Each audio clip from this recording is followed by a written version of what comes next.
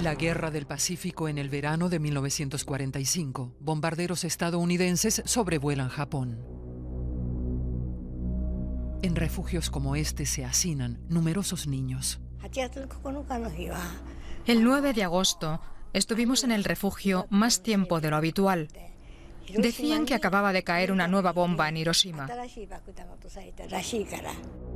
En el avión apenas son conscientes de las consecuencias del lanzamiento. Nos limitábamos a seguir la ruta aérea. Solo queríamos deshacernos de aquella cosa. Aquella cosa no contenía uranio como la bomba de Hiroshima, sino plutonio. Desarrollarla había costado miles de millones. Lo interesante es que ya tenían una bomba atómica, la de Hiroshima. Aún así, todos los esfuerzos se dirigieron a la bomba de plutonio. ¿Cree que no la iban a emplear también? Es una pregunta interesante.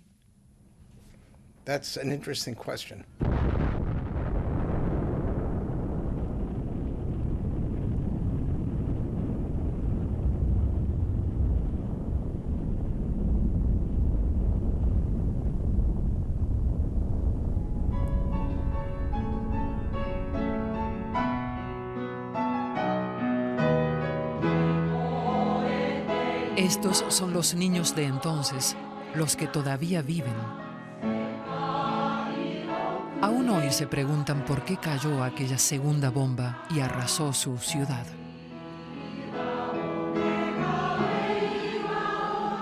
¿Oyes las palabras de las víctimas? Cantan. ¿Aún resuenan en tus oídos? Mundo, no dejes que vuelva a suceder nada parecido. La vida, el amor, todo se apaga. Mundo, recuerda a las víctimas de la bomba atómica. Desde entonces, nuestro mundo tiene un color triste.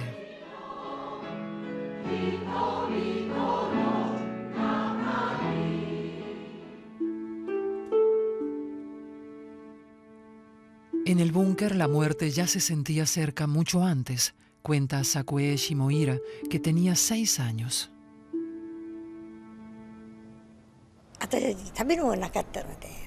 Todos los días pasábamos hambre. Incluso había madres jóvenes que ni siquiera tenían leche para sus bebés. Una vez, uno gritó tanto que alguien le riñó, pues en el refugio había que guardar silencio. «¡Calla!», le susurró la madre, mientras le tapaba la boca con la mano con tal fuerza y desesperación que lo asfixió. Así era la guerra. Al final, la cabecita del bebé colgaba de lado. Fue allá atrás, dice Michiaki Ikeda. Aquel fue el punto sobre el que explotó la bomba, el epicentro. Incluso el hospital universitario en la periferia quedó destrozado por la bomba. Aquí trabajaba la madre de Ikeda. Estaba en la azotea recogiendo metralla con un amigo. Como su amigo quería ir al baño, bajaron en el ascensor. Eso les salvó la vida a los dos. Cuando se abrió la puerta del ascensor y salimos corriendo al pasillo, de repente se produjo un rayo increíblemente luminoso. Entonces me desmayé. El relámpago también llega hasta el refugio bajo tierra en que Sakue aguarda encogida con su hermana y un bebé. La onda expansiva los arroja contra la pared. Casi todos los demás habían salido ya porque la alarma había dejado de sonar. Entonces algunos volvieron a entrar suplicando ayuda. Yo había perdido el conocimiento y empezaba a despertar. Estaban totalmente desfigurados, con el cuerpo quemado y reventado. Muchos con heridas abiertas por las que les salían las tripas. Suplicaban agua o morir sin sufrir más. Muchos murieron delante de nuestros ojos, pero yo solo buscaba a mi hermana y al bebé.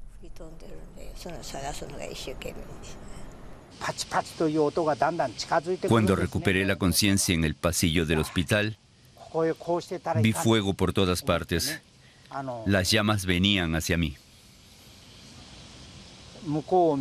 El suelo estaba cubierto de arena y vidrios rotos. Me arrastré hasta una pared que aún estaba en pie y descubrí una enfermera agachada en una esquina, cubierta de sangre. Me arrastré hacia ella. Al verme gritó: «Chico, busca rápido a los bomberos». El bombardero había elegido una iglesia como objetivo a través de una abertura entre las nubes. En cuestión de segundos, decenas de miles de personas en los alrededores sufrieron terribles quemaduras o murieron calcinados. ¿Quién podría concebir semejante arma? La búsqueda de respuestas nos lleva a la localidad de Los Álamos, en Nuevo México, Estados Unidos.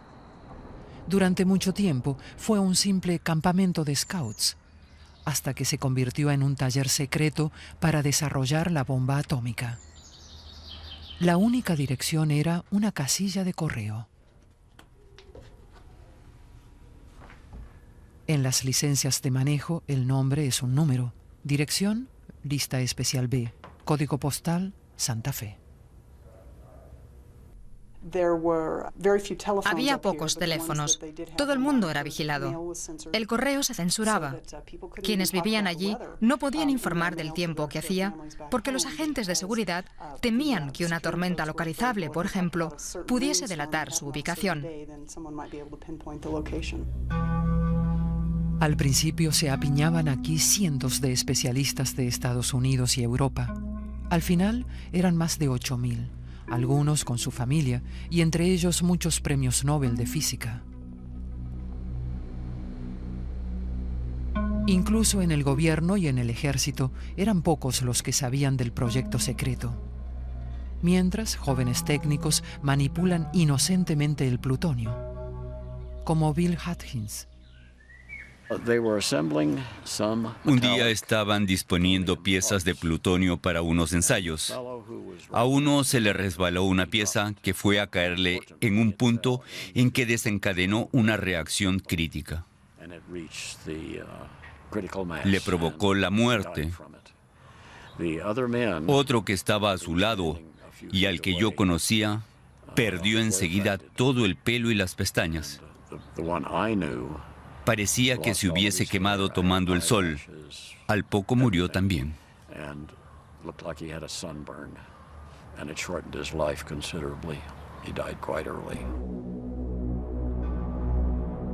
El 16 de julio de 1945, los trabajadores dejan caer la primera bomba de plutonio desde la altura de detonación deseada en el desierto de Nuevo México. La prueba es complicada, pues hay que prender 2 toneladas de material inflamable alrededor del núcleo de la bomba en una milésima de segundo.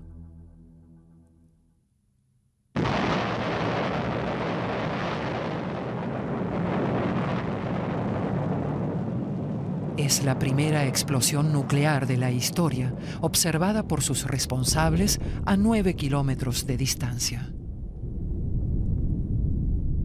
Luego se extiende la noticia de que en el desierto ha explotado un depósito de municiones. ¿Eran todos conscientes de que esta bomba arrasaría ciudades enteras? Sí, desde luego. Después de la prueba sabían lo destructiva que sería la bomba. Ante los restos de la torre de acero devastada posan los jefes Robert Oppenheimer y el general Leslie Groves. Pero dentro de Los Álamos también hubo voces críticas. Muchos científicos solo querían demostrar a los japoneses lo que les podía pasar, pero Oppenheimer detuvo su petición al gobierno. Los críticos se quedan solos. Estados Unidos, como leen más tarde, no tiene bombas que desperdiciar. Pero, ¿por qué tuvieron que ser 2 bombas? Había 2 tipos de bomba nuclear. Teníamos la bomba de uranio y la de plutonio. Si además hubiésemos tenido torio, tal vez habríamos elegido una tercera ciudad. Pero los políticos y estrategas militares estadounidenses, que estaban al corriente, consideraban importante probar la bomba de plutonio, ya que era el tipo de bomba que íbamos a fabricar más. El mayor esfuerzo en Los Álamos se dirigió a la tecnología de implosión aplicada en Nagasaki. Se tomó como un desafío, porque ofrecía un modo mucho más eficiente de hacer detonar tanto uranio como plutonio. Ese era el futuro.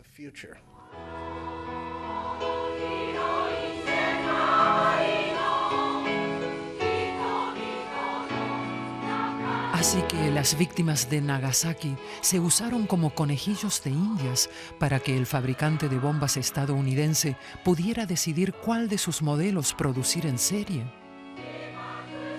Durante 70 años, los habitantes de Nagasaki criticaron en sus actos conmemorativos a los gobiernos por sus guerras, también al japonés.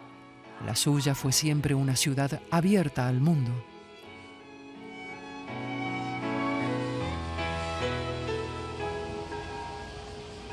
Incluso durante los siglos en que Japón se cerró al mundo, aquí siguió habiendo representación comercial europea e iglesias cristianas que también ardieron bajo la bomba. Al principio, en Estados Unidos, se dijo que la bomba solo alcanzaría instalaciones militares, así que luego prefirió hablarse de objetivos duales. El objetivo no eran fábricas de armamento, sino ciudades enteras. También es significativo que se decidiese lanzar ambas bombas por la mañana. Querían que hubiese la mayor cantidad de gente posible en la calle. La Guerra del Pacífico fue una guerra a la desesperada. Japón sacrificó a niños piloto en ataques kamikaze. Los estadounidenses morían en sangrientas batallas en la isla. Temían que invadir Japón provocaría innumerables bajas. Por eso confiaban en el mismo aliado que contra la Alemania de Hitler, Joseph Stalin. En la conferencia de Potsdam, con el Reino Unido y Estados Unidos, Stalin se entera del proyecto nuclear estadounidense gracias a un espía. Pero hace como si no supiera nada. El presidente de Estados Unidos, Harry Truman, quiere que Stalin firme un ultimátum a Japón, pero teme que se niegue porque entre la Unión Soviética y Japón hay un pacto de neutralidad. Cuando Stalin le dijo que a mediados de agosto intervendría en la guerra, Truman escribió en su diario: "Los japos están acabados". Sabía que eso significaba el final de Japón. Sus servicios secretos llevaban meses diciéndolo. Pero de repente Truman se desvía de su plan e incluso evita que Stalin firme. ¿Por qué? Porque ese 16 de julio, Truman recibe un mensaje crucial del general Groves desde Los Álamos. Los resultados de la prueba superan las expectativas, le escribe Groves. Y lo que ahora cuenta es la prueba en el campo de batalla.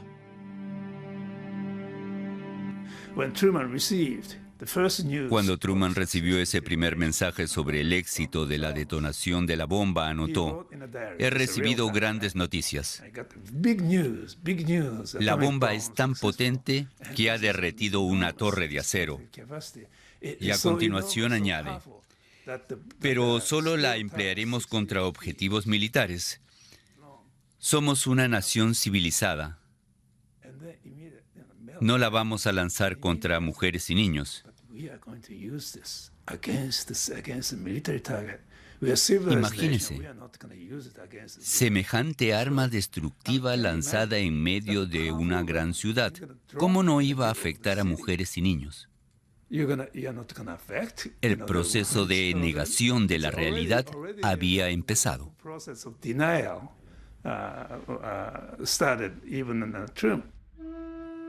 Al historiador también le llama la atención que el llamado ultimátum al gobierno japonés no impusiera ningún plazo y que Truman eliminara del documento una garantía de continuidad del emperador, aunque Occidente sabía la lealtad que le profesaban los japoneses. Mientras, los diplomáticos de Tokio se dirigieron a un posible mediador que les parecía neutral, Joseph Stalin. Stalin habló con Truman y dijo literalmente, tenemos que adormecer a los japoneses. Quería aplazar la capitulación de Japón para ganar tiempo y enviar a sus tropas a la guerra en Asia. Y Truman también quería ganar tiempo para poder lanzar la bomba. En esta granja, en el estado de Indiana, uno de los últimos testigos aún vivos que iba a bordo del bombardero recuerda aquel tiempo. William Burney, de 93 años, en el nuevo equipo del bombardero en la base naval de Utah, era responsable del radar de a bordo.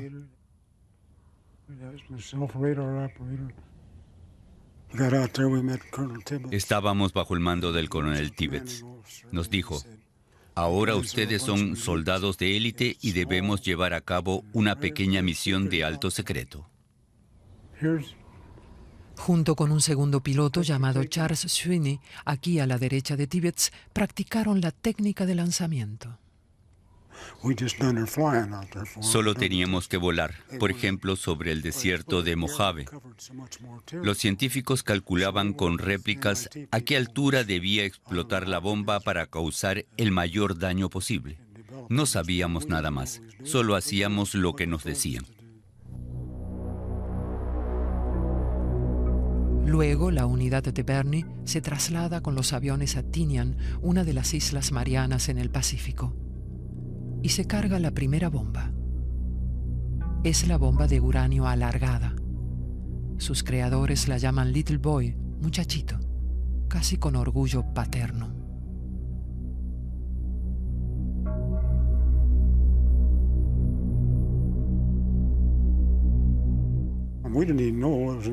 No teníamos ni idea de que era una bomba nuclear.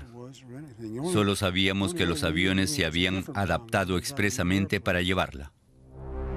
Tibbets hace pintar sobre la cabina Enola Gay. Es el nombre de su madre. Le esperan más de 6 horas de vuelo. En los aparatos que lo acompañan viajan fotógrafos y técnicos que deberán medir la fuerza de la explosión.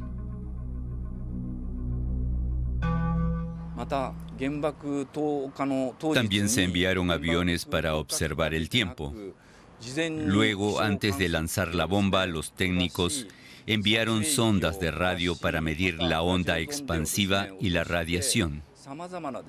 También eso evidencia en qué medida se procuró estudiar de varios modos los efectos de la nueva bomba.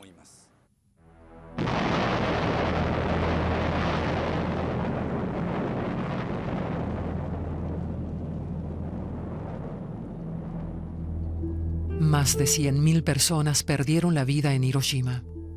De algunas de ellas, como los soldados estadounidenses contaron después, no quedó más que su sombra. Ante un relámpago, todo obstáculo protege su entorno durante una fracción de segundo, así que su sombra queda dibujada, incluso si es una persona que camina por la calle.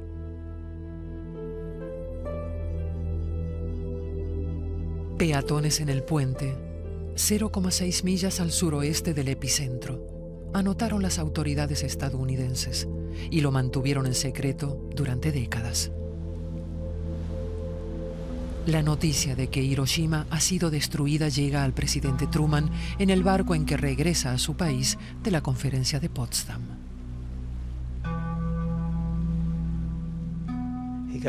Cuando recibió el informe de Hiroshima, dio un brinco y exclamó, «Es lo más grande de la historia».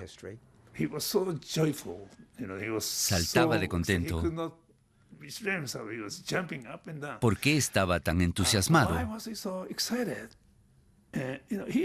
Era un hombre correcto. No estaba complacido por haber masacrado a otras personas. Creo que se debía a que todo había resultado exactamente como lo había planeado. Había conseguido lanzar la bomba antes de que los soviéticos intervinieran en la guerra.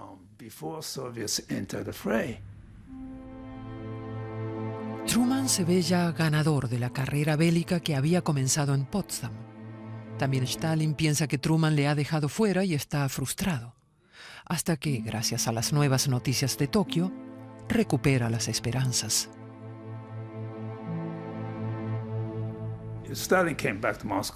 Stalin volvió de Potsdam a Moscú el 5 de agosto.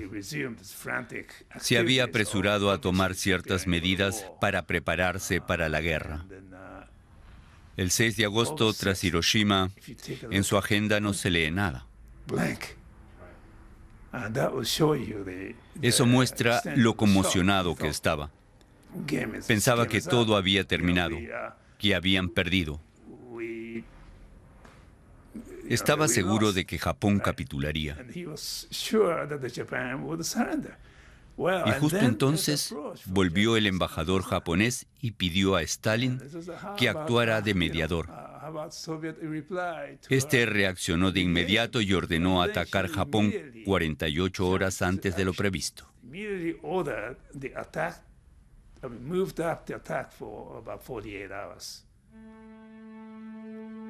Pero, ¿por qué la conmoción de Hiroshima no hizo capitular a Japón?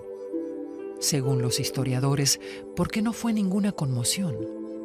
Para el Consejo de Guerra japonés, el sufrimiento de la población civil no era motivo para modificar el curso previsto.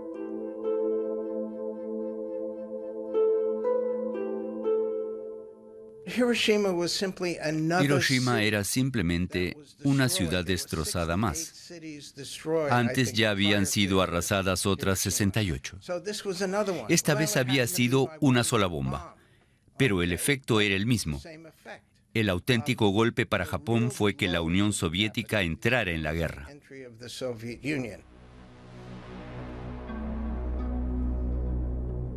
Pero en lugar de esperar a ver por dónde ataca Moscú, Estados Unidos parece apresurarse a lanzar también la segunda bomba.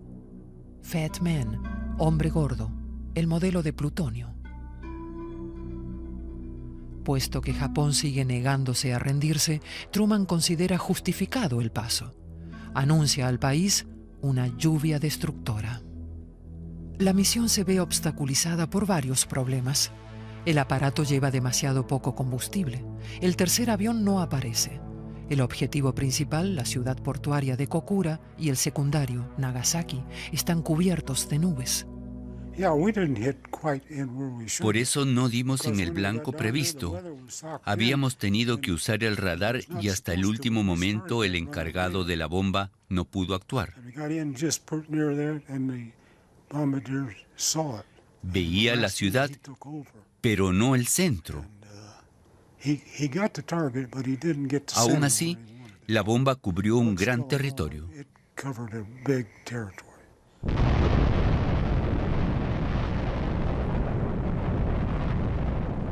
De nuevo murieron decenas de miles de personas, casi todos civiles. En realidad, el número de víctimas habría podido ser aún mayor que en Hiroshima, pues la bomba de plutonio tenía el doble de fuerza explosiva.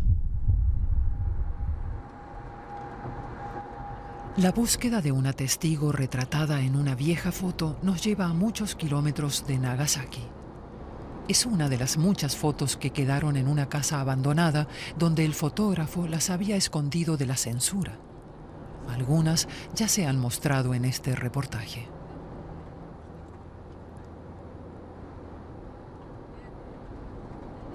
Pero la última foto no se comprende sin conocer una historia. La de la señora Chieko Ryu, que vive en una pequeña residencia de ancianos y que no habló de la guerra durante décadas. También Chieko sobrevivió en un búnker. Luego encontró a su madre, que no había ido con ella, convertida en un montón de cenizas.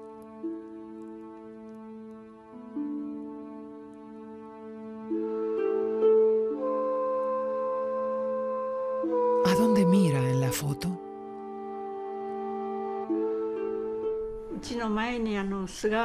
La casa vecina pertenecía a un médico. Tenía su propio refugio.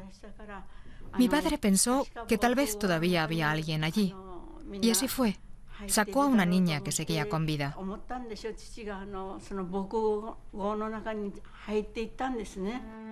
¿Cómo pudieron usted y su padre identificar a su madre?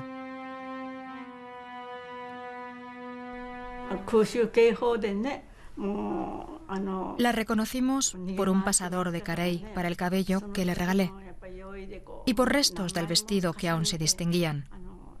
Entonces siempre llevábamos muchas capas de tela alrededor del cuerpo para protegernos del fuego de las bombas. La señora Ryu explica que tuvo que despedirse de su madre entre los cascotes.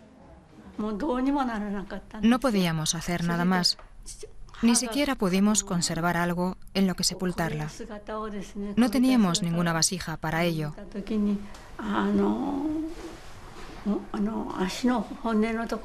Miré aquel cadáver carbonizado que había sido mi madre. Le rocé un pie y se desintegró. Se deshizo como arena seca. Se convirtió en polvo, sin más. Solo le queda un pequeño altar para honrar a su madre. Y su humildad ante los dioses, dice, por permitirle vivir tanto tiempo. Desde entonces agradecí cada día en que tuve salud. Mi madre rezaba muy a menudo. Creo que solo por eso sigo estando aquí.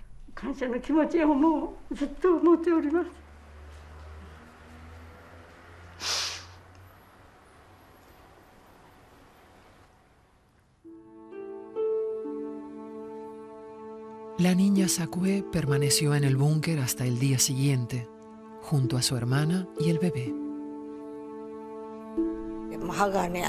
Nos castañeaban los dientes, nos aferramos unos a otros durante toda la noche y gritamos: «Mamá, mamá, ven rápido, por favor». Pero nadie vino a socorrernos.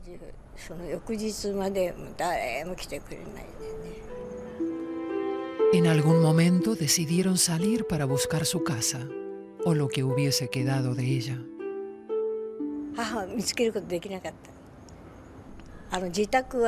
Al principio no encontramos a nuestra madre, que había muerto a unos cientos de metros de la casa. En el lugar donde había estado la vivienda, solo encontramos los restos de nuestra hermana mayor, cuyo bebé estaba con nosotras.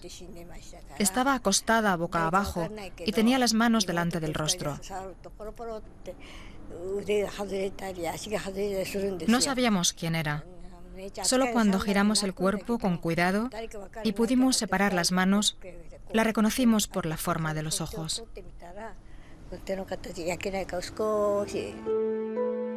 Michiaki Ikeda sale corriendo de las ruinas de la clínica, camina errabundo y termina regresando. Allí encuentra a su madre, gravemente herida. Estaba echada boca abajo en una cama y no podía moverse, porque tenía cientos de vidrios rotos clavados en la espalda. Hasta entonces no había llorado, pero cuando la vi, me deshice en llanto. No hay nada para atender a los heridos. Los médicos de Nagasaki están atendiendo a quemados que han sobrevivido en Hiroshima.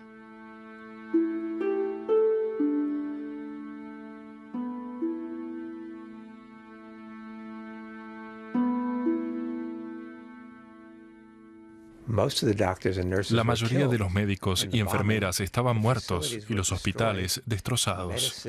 Apenas había medicamentos. En el mejor de los casos tenían remedios caseros, aunque las víctimas sufrían quemaduras terribles. Mientras tanto, en la bahía de Tokio, Japón confirma su derrota. El 2 de septiembre de 1945 firma la capitulación en un acorazado estadounidense. En lo sucesivo, el general Douglas MacArthur gobernaría el país. El ministro de Exteriores japonés asiste a la ceremonia. Al final había sido el propio emperador quien ordenó rendirse a su enfrentado Consejo de Guerra. El gobierno de Estados Unidos se vanaglorió de que las bombas nucleares habían traído la paz. La versión oficial de que ambas bombas eran necesarias para obligar a Japón a capitular no se corresponde ni con los hechos ni con la cronología del proceso de la rendición. Los japoneses llevaban semanas, si no meses, tratando de negociar la capitulación. Solo querían asegurarse de que se garantizara el trono y la supervivencia del emperador. Por eso habían confiado en que Stalin mediara entre Estados Unidos y Japón para conseguir estos objetivos, pero fracasaron porque el 8 de agosto les declaró la guerra también la Unión Soviética. Ese fue el fin de su plan. Aún así, el emperador Hirohito se libra de un juicio por crímenes de guerra. Solo tuvo que renunciar a su estatus de Dios. Pero también él aseguró a su pueblo que las bombas habían sido la causa de la derrota, lo que le aportó la ventaja de que casi nadie habló de su responsabilidad en la guerra. Ambos, Hirohito y Truman, utilizaron el mito de las bombas decisivas. Truman escribió más tarde que le había costado muchísimo tomar la decisión de lanzar las bombas. Pero si realmente hubiese tenido tanto interés en evitarlo, ¿por qué no hizo firmar a Stalin la declaración de Potsdam? Era consciente de lo mucho que Japón confiaba en Stalin. Además, se sabía el gran interés que los japoneses tenían en salvar a su casa imperial. ¿Por qué Estados Unidos no garantizó antes esa posibilidad? Habrían sido dos alternativas para terminar la guerra sin las bombas atómicas, pero ambas se impidieron conscientemente. Por eso creo que en el momento de la declaración de Potsdam, ya estaba decidido lanzar las bombas atómicas.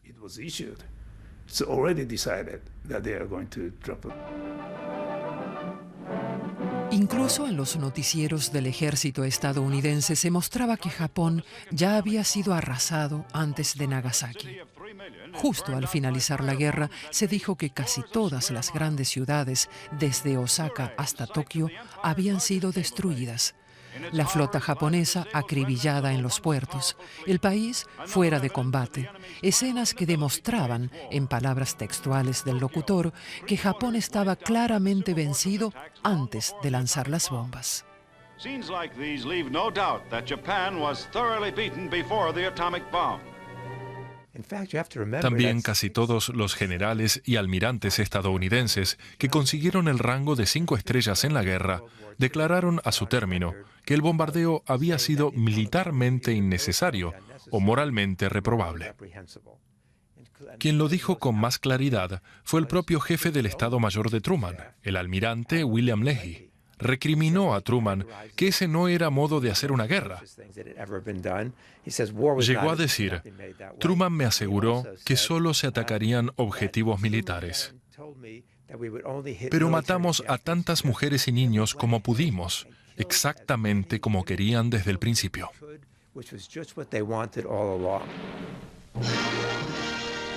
Pero ya en el primer aniversario, cuando la nación conmemora la victoria, no queda ni rastro de las dudas sobre el sentido de lanzar las bombas. Hace un año terminó la mayor de todas las guerras, se aseguró. Y no porque a los japoneses les faltaran armas o soldados. Junto a imágenes de archivo se habla de grandes ejércitos y arsenales.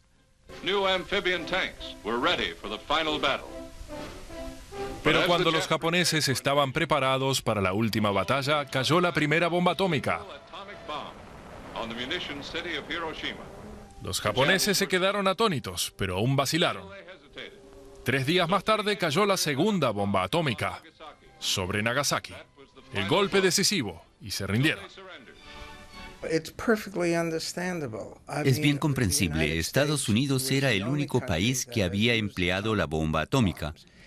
Y como admitió el propio Robert Oppenheimer, la lanzó contra un enemigo que esencialmente ya estaba derrotado. Era nuestra buena guerra. Habíamos combatido al fascismo en Europa y al militarismo en el lejano Oriente. Estados Unidos no podía soportar terminar con algo negativo que dejara una sombra negra tras esta guerra. Por eso, se justificó con la tesis de que una invasión de Japón a partir de noviembre habría costado la vida de 1 millón de soldados estadounidenses. Pero no se habría producido ninguna invasión. Los japoneses se habrían rendido claramente antes de noviembre.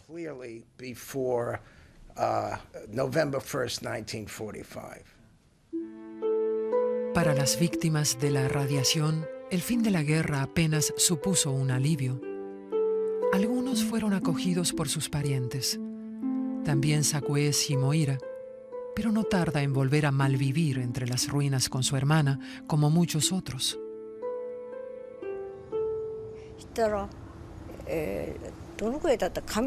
Se me cayeron los cabellos y me sangraba la nariz. Yo no me daba cuenta hasta que la sangre caía en mi ropa y veía las manchas. Entonces los otros niños me dijeron: no te acerques, eso es muy raro y asqueroso. Los pocos voluntarios se dan cuenta que el número de muertes entre los sobrevivientes aumenta rápidamente, pero ya no solo a causa de las heridas, sino también porque cada vez más niños se tiran al tren. Mi hermana me dijo: sería mejor que muriésemos y fuésemos al lugar donde está nuestra madre. Traté de quitarle la idea de la cabeza, pero un día no regresó a casa y la encontré en las vías.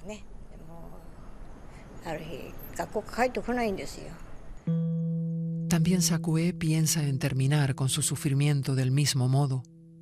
Pero cuando la locomotora negra viene hacia ella, en el último momento salta a un lado. Los estadounidenses tampoco conocen los efectos tardíos de la bomba, así que designan una comisión secreta. Anotan que se observan idénticos fenómenos tanto en Nagasaki como en Hiroshima. Los expertos lo denominan radiation sickness, enfermedad de la radiación. Otros lo llaman la peste de la radiación. No se conoce ninguna cura.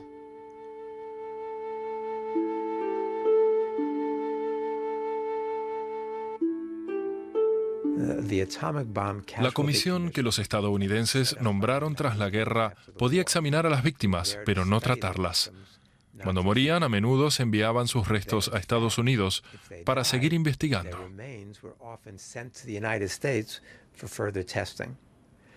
Por eso, muchos japoneses aún piensan que los usaron como conejillos de Indias para un experimento estadounidense.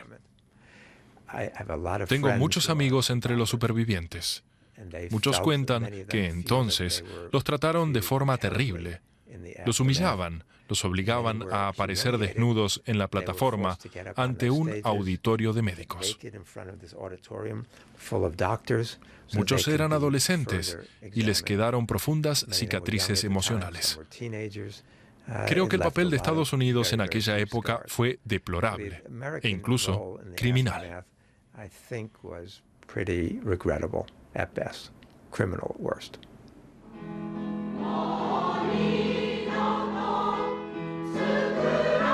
Ellos son los pocos que han sobrevivido hasta hoy, a pesar de los traumas y diagnósticos de cáncer, y a pesar de una infancia en que muchos de ellos se vieron repudiados como leprosos, incluso por sus compatriotas.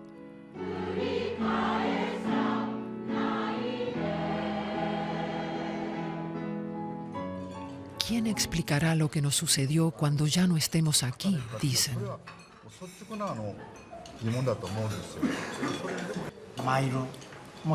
Creo que efectivamente fuimos algo así como un objeto de experimentación para los estadounidenses. Ya había caído la bomba sobre Hiroshima. Si no lanzaban la bomba de plutonio, no habría tenido sentido fabricarla. Así que debían actuar con rapidez antes de que Japón se rindiese. Entonces, ¿fueron los estadounidenses los verdugos y los japoneses las víctimas? No, matizan. Eso sería demasiado simple. Suele decirse que somos las víctimas, pero fuimos víctimas de dos verdugos. Víctimas de Estados Unidos y víctimas de nuestro propio gobierno. También Japón tiene responsabilidad en la guerra, entre otras cosas, por no haberse rendido mucho antes. Una última pregunta a los historiadores. 70 años después de la tragedia de Hiroshima y Nagasaki, ¿a quién atribuyen la responsabilidad de las bombas atómicas?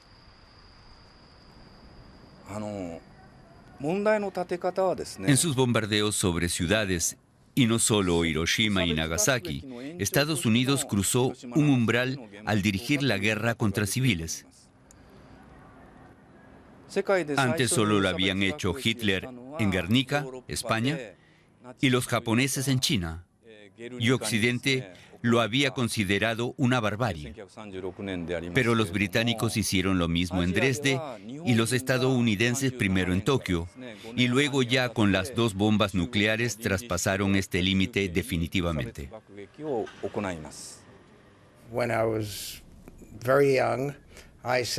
Cuando era un joven investigador pensaba que la bomba de Hiroshima tal vez aún se podía justificar, pero no la de Nagasaki.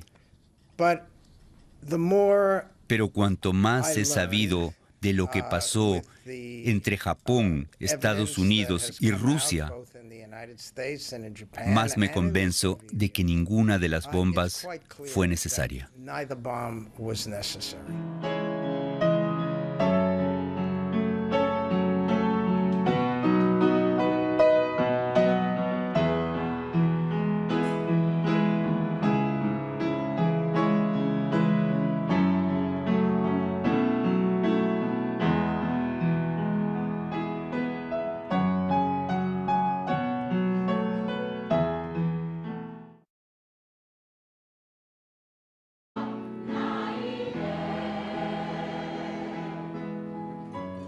¿Quién explicará lo que nos sucedió cuando ya no estemos aquí?, dicen.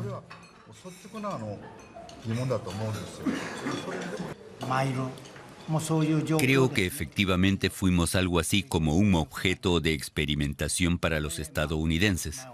Ya había caído la bomba sobre Hiroshima. Si no lanzaban la bomba de plutonio, no habría tenido sentido fabricarla. Así que debían actuar con rapidez antes de que Japón se rindiese.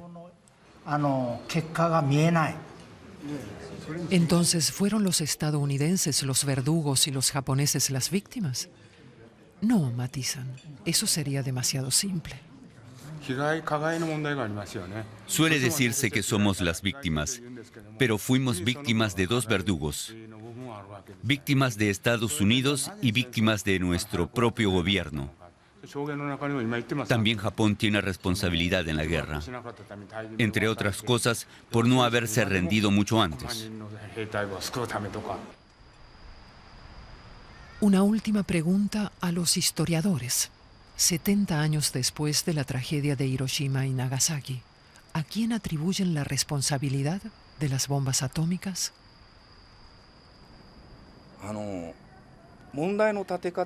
En sus bombardeos sobre ciudades, y no solo Hiroshima y Nagasaki, Estados Unidos cruzó un umbral al dirigir la guerra contra civiles.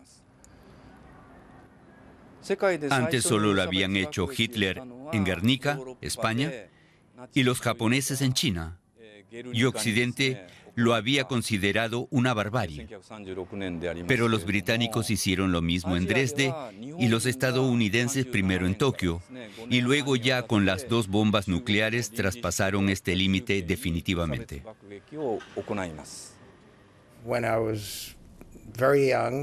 Cuando era un joven investigador, pensaba que la bomba de Hiroshima tal vez aún se podía justificar, pero no la de Nagasaki. Pero cuanto más he sabido de lo que pasó entre Japón, Estados Unidos y Rusia, más me convenzo de que ninguna de las bombas fue necesaria.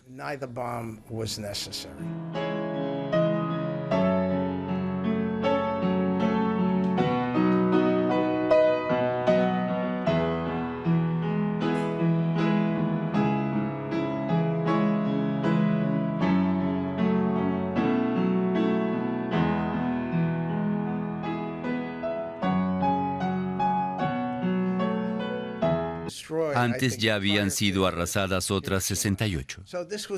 Esta vez había sido una sola bomba, pero el efecto era el mismo. El auténtico golpe para Japón fue que la Unión Soviética entrara en la guerra.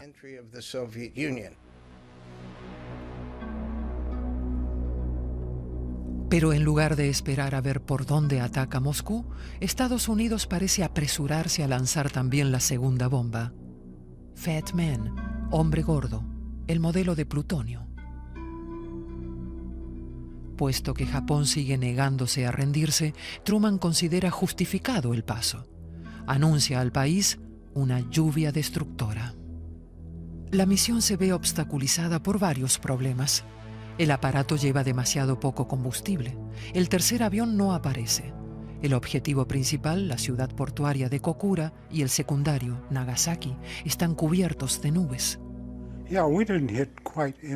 Por eso no dimos en el blanco previsto. Habíamos tenido que usar el radar y hasta el último momento el encargado de la bomba no pudo actuar. Veía la ciudad, pero no el centro. Aún así, la bomba cubrió un gran territorio.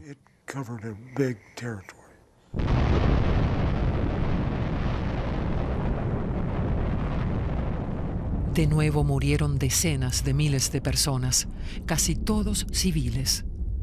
En realidad, el número de víctimas habría podido ser aún mayor que en Hiroshima, pues la bomba de plutonio tenía el doble de fuerza explosiva. La búsqueda de una testigo retratada en una vieja foto nos lleva a muchos kilómetros de Nagasaki. Es una de las muchas fotos que quedaron en una casa abandonada donde el fotógrafo las había escondido de la censura. Algunas ya se han mostrado en este reportaje.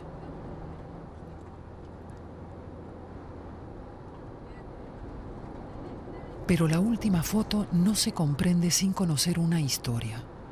La de la señora Chieko Ryu, que vive en una pequeña residencia de ancianos y que no habló de la guerra durante décadas.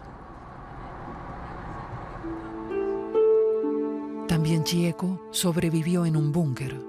Luego encontró a su madre, que no había ido con ella, convertida en un montón de cenizas.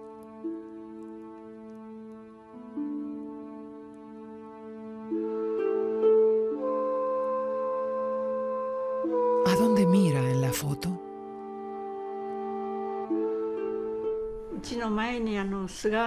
La casa. Principio.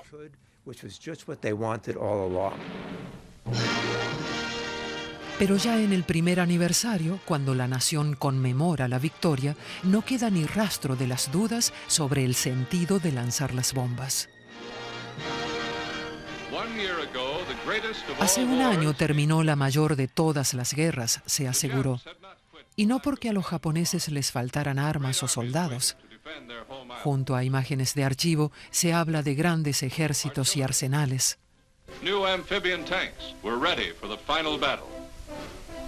Pero cuando los japoneses estaban preparados para la última batalla, cayó la primera bomba atómica. Los japoneses se quedaron atónitos, pero aún vacilaron. 3 días más tarde cayó la segunda bomba atómica sobre Nagasaki. El golpe decisivo, y se rindieron. Es bien comprensible. Estados Unidos era el único país que había empleado la bomba atómica. y como admitió el propio Robert Oppenheimer, la lanzó contra un enemigo que esencialmente ya estaba derrotado. Era nuestra buena guerra. Habíamos combatido al fascismo en Europa y al militarismo en el lejano Oriente. Estados Unidos no podía soportar terminar con algo negativo que dejara una sombra negra tras esta guerra. Por eso, se justificó con la tesis de que una invasión de Japón a partir de noviembre habría costado la vida de 1 millón de soldados estadounidenses. Pero no se habría producido ninguna invasión. Los japoneses se habrían rendido claramente antes de noviembre.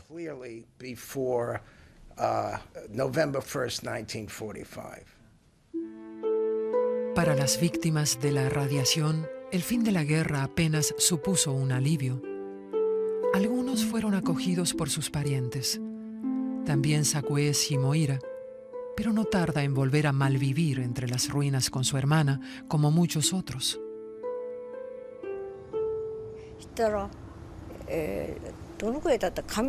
Se me cayeron los cabellos y me sangraba la nariz. Yo no me daba cuenta hasta que la sangre caía en mi ropa y veía las manchas. Entonces los otros niños me dijeron: no te acerques, eso es muy raro y asqueroso. Los pocos voluntarios se dan cuenta que el número de muertes entre los sobrevivientes aumenta rápidamente, pero ya no solo a causa de las heridas, sino también porque cada vez más niños se tiran al tren. El 9 de agosto estuvimos en el refugio más tiempo de lo habitual. Decían que acababa de caer una nueva bomba en Hiroshima. En el avión apenas son conscientes de las consecuencias del lanzamiento. Nos limitábamos a seguir la ruta aérea. Solo queríamos deshacernos de aquella cosa. Aquella cosa no contenía uranio como la bomba de Hiroshima, sino plutonio. Desarrollarla había costado miles de millones. Lo interesante es que ya tenían una bomba atómica, la de Hiroshima. Aún así, todos los esfuerzos se dirigieron a la bomba de plutonio. ¿Cree que no la iban a emplear también? Es una pregunta interesante.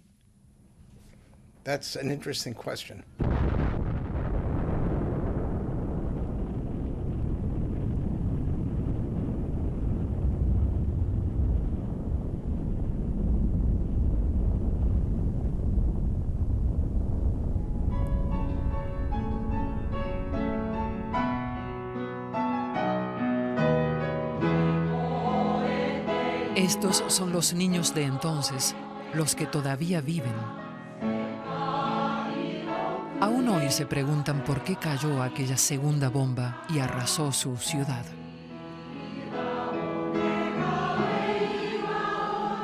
¿Oyes las palabras de las víctimas? Cantan. ¿Aún resuenan en tus oídos? Mundo, no dejes que vuelva a suceder nada parecido. La vida, el amor, todo se apaga. Mundo, recuerda a las víctimas de la bomba atómica. Desde entonces, nuestro mundo tiene un color triste.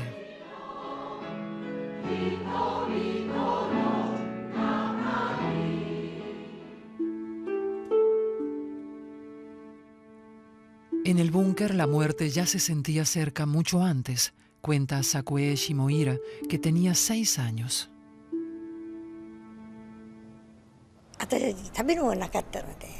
Todos los días pasábamos hambre. Incluso había madres jóvenes que ni siquiera tenían leche para sus bebés.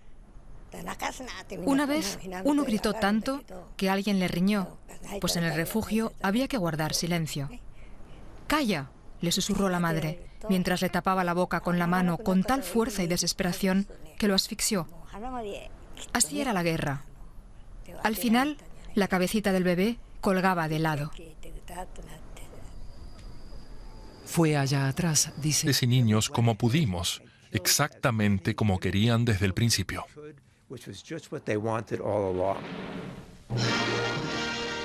Pero ya en el primer aniversario, cuando la nación conmemora la victoria, no queda ni rastro de las dudas sobre el sentido de lanzar las bombas. Hace un año terminó la mayor de todas las guerras, se aseguró. Y no porque a los japoneses les faltaran armas o soldados.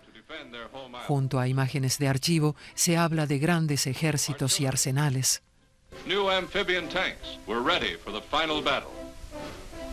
Pero cuando los japoneses estaban preparados para la última batalla, cayó la primera bomba atómica. Los japoneses se quedaron atónitos, pero aún vacilaron. 3 días más tarde cayó la segunda bomba atómica sobre Nagasaki. El golpe decisivo, y se rindieron. Es bien comprensible. Estados Unidos era el único país que había empleado la bomba atómica. Y como admitió el propio Robert Oppenheimer, la lanzó contra un enemigo que esencialmente ya estaba derrotado. Era nuestra buena guerra. Habíamos combatido al fascismo en Europa y al militarismo en el lejano Oriente. Estados Unidos no podía soportar terminar con algo negativo que dejara una sombra negra tras esta guerra. Por eso, se justificó con la tesis de que una invasión de Japón a partir de noviembre habría costado la vida de 1 millón de soldados estadounidenses. Pero no se habría producido ninguna invasión. Los japoneses se habrían rendido claramente antes de noviembre.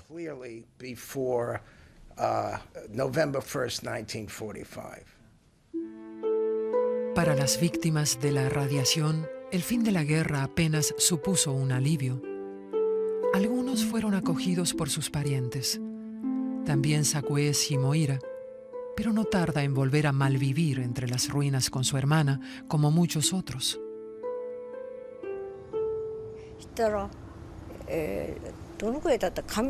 Se me cayeron los cabellos y me sangraba la nariz. Yo no me daba cuenta hasta que la sangre caía en mi ropa y veía las manchas. Entonces los otros niños me dijeron: no te acerques, eso es muy raro y asqueroso. Los pocos voluntarios se dan cuenta que el número de muertes entre los sobrevivientes aumenta rápidamente, pero ya no solo a causa de las heridas. Eso creo que en el momento de la declaración de Potsdam ya estaba decidido lanzar las bombas atómicas.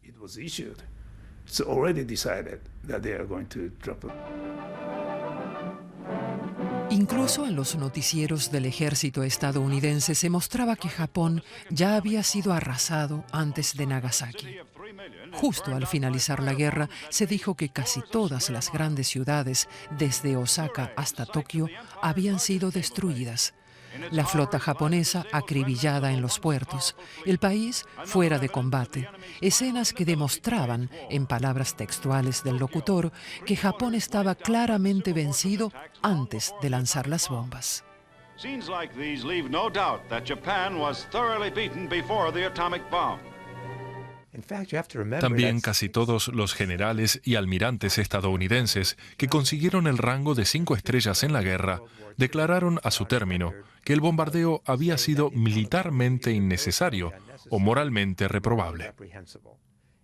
Quien lo dijo con más claridad fue el propio jefe del Estado Mayor de Truman, el almirante William Leahy.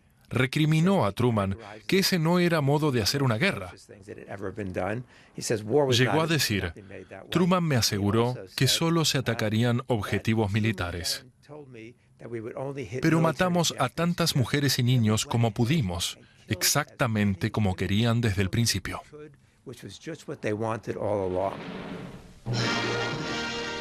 Pero ya en el primer aniversario, cuando la nación conmemora la victoria, no queda ni rastro de las dudas sobre el sentido de lanzar las bombas. Hace un año terminó la mayor de todas las guerras, se aseguró. Y no porque a los japoneses les faltaran armas o soldados. Junto a imágenes de archivo se habla de grandes ejércitos y arsenales. New amphibian tanks were ready for the final battle. Pero cuando los japoneses estaban preparados para la última batalla, cayó la primera bomba atómica. Los japoneses se quedaron atónitos, pero aún vacilaron. 3 días más tarde cayó la segunda bomba atómica sobre Nagasaki. El golpe decisivo, y se rindieron. Es bien comprensible. Estados Unidos era el único país que había empleado la bomba atómica. Y como admitió el propio Robert Oppenheimer, la lanzó contra un enemigo que esencialmente ya estaba derrotado. Era nuestra buena guerra. Habíamos combatido al fascismo en Europa y al militarismo en el lejano Oriente. Estados Unidos no podía soportar Bombarderos estadounidenses sobrevuelan Japón. En refugios como este se hacinan numerosos niños. El 9 de agosto estuvimos en el refugio más tiempo de lo habitual. Decían que acababa de caer una nueva bomba en Hiroshima. En el avión apenas son conscientes de las consecuencias del lanzamiento. Nos limitábamos a seguir la ruta aérea. Solo queríamos deshacernos de aquella cosa. Aquella cosa no contenía uranio como la bomba de Hiroshima, sino plutonio. Desarrollarla había costado miles de millones. Lo interesante es que ya tenían una bomba atómica, la de Hiroshima. Aún así, todos los esfuerzos se dirigieron a la bomba de plutonio. ¿Cree que no la iban a emplear también? Es una pregunta interesante.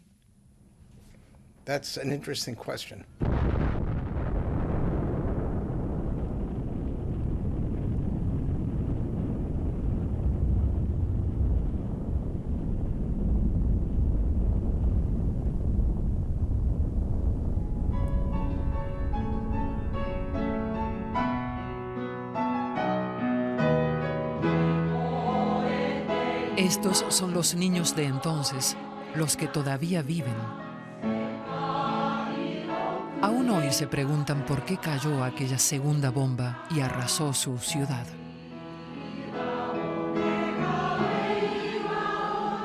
¿Oyes las palabras de las víctimas? Cantan. ¿Aún resuenan en tus oídos? Mundo, no dejes que vuelva a suceder nada parecido. La vida, el amor, todo se apaga. Mundo, recuerda a las víctimas de la bomba atómica. Desde entonces, nuestro mundo tiene un color triste.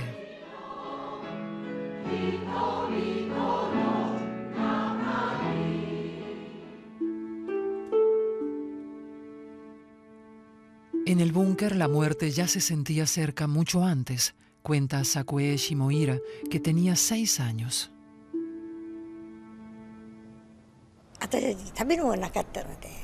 Todos los días pasábamos hambre. Incluso había madres jóvenes que ni siquiera tenían leche para sus bebés. Una vez, uno gritó tanto que alguien le riñó, pues en el refugio había que guardar silencio. «¡Calla!», le susurró la madre, mientras le tapaba la boca con la mano con tal fuerza y desesperación que lo asfixió. Así era la guerra. Había empezado.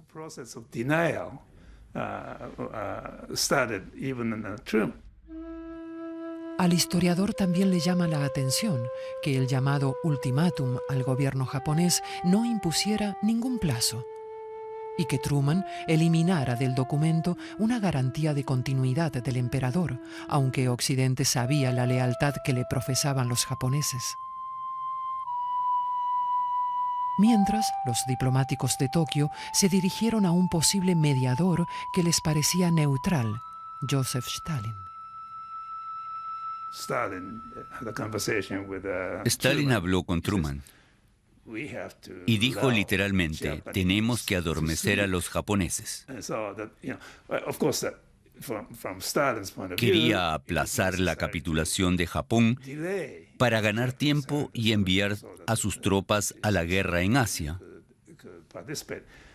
Y Truman también quería ganar tiempo para poder lanzar la bomba. En esta granja, en el estado de Indiana, uno de los últimos testigos aún vivos que iba a bordo del bombardero recuerda aquel tiempo. William Burney, de 93 años, en el nuevo equipo del bombardero en la base naval de Utah, era responsable del radar de a bordo.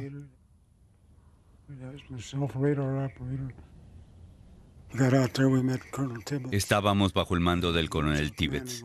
Nos dijo: ahora ustedes son soldados de élite y debemos llevar a cabo una pequeña misión de alto secreto. Junto con un segundo piloto llamado Charles Sweeney, aquí a la derecha de Tibbets, practicaron la técnica de lanzamiento. Solo teníamos que volar, por ejemplo, sobre el desierto de Mojave. Los científicos calculaban con réplicas a qué altura debía explotar la bomba para causar el mayor daño posible. No sabíamos nada más, solo hacíamos lo que nos decían. Luego, la unidad de Burney se traslada con los aviones a Tinian, una de las Islas Marianas en el Pacífico, y se carga la primera bomba. Es la bomba de uranio alargada. Sus creadores la llaman Little Boy, muchachito, casi con orgullo paterno.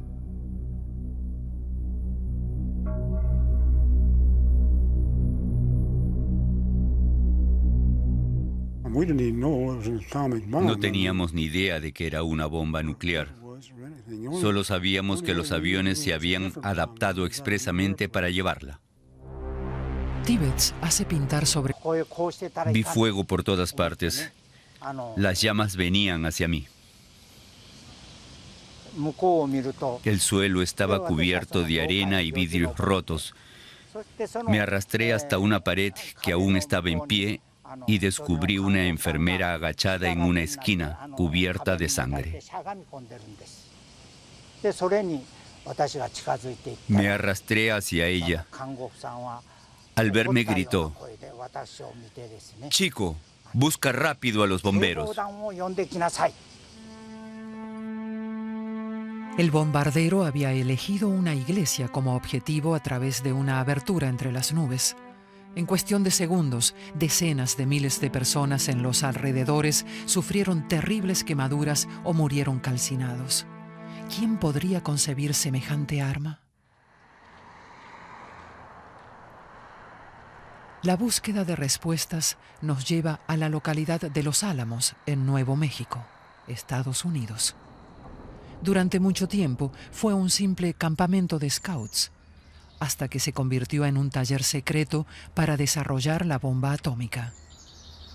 La única dirección era una casilla de correo. En las licencias de manejo, el nombre es un número. Dirección, lista especial B. Código postal, Santa Fe. Había pocos teléfonos. Todo el mundo era vigilado. El correo se censuraba.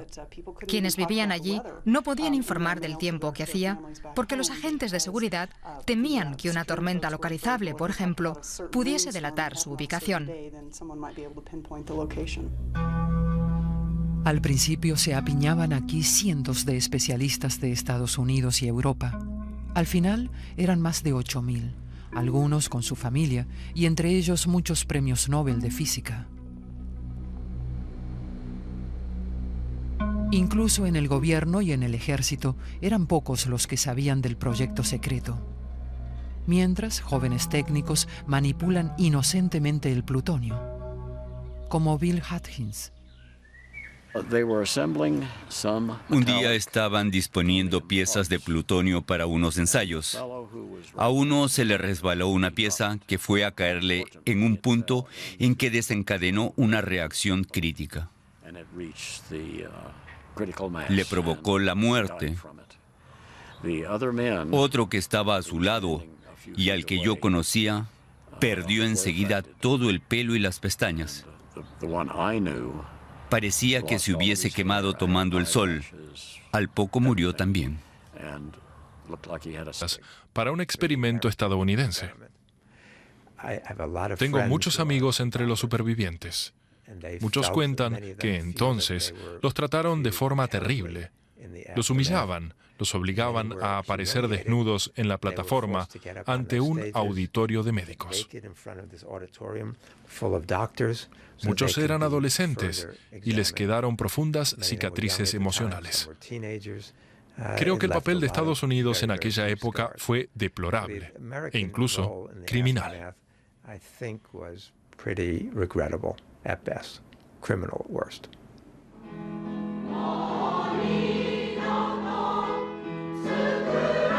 Ellos son los pocos que han sobrevivido hasta hoy, a pesar de los traumas y diagnósticos de cáncer, y a pesar de una infancia en que muchos de ellos se vieron repudiados como leprosos, incluso por sus compatriotas.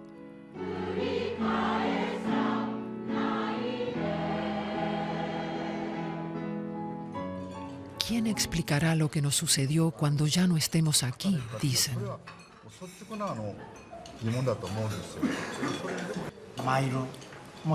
Creo que efectivamente fuimos algo así como un objeto de experimentación para los estadounidenses. Ya había caído la bomba sobre Hiroshima. Si no lanzaban la bomba de plutonio, no habría tenido sentido fabricarla.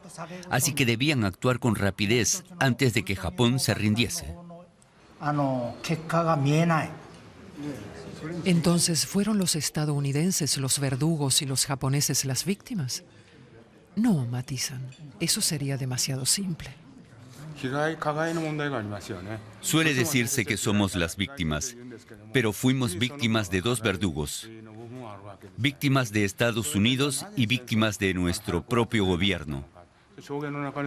También Japón tiene responsabilidad en la guerra, entre otras cosas, por no haberse rendido mucho antes. Una última pregunta a los historiadores. 70 años después de la tragedia de Hiroshima y Nagasaki, ¿a quién atribuyen la responsabilidad de las bombas atómicas?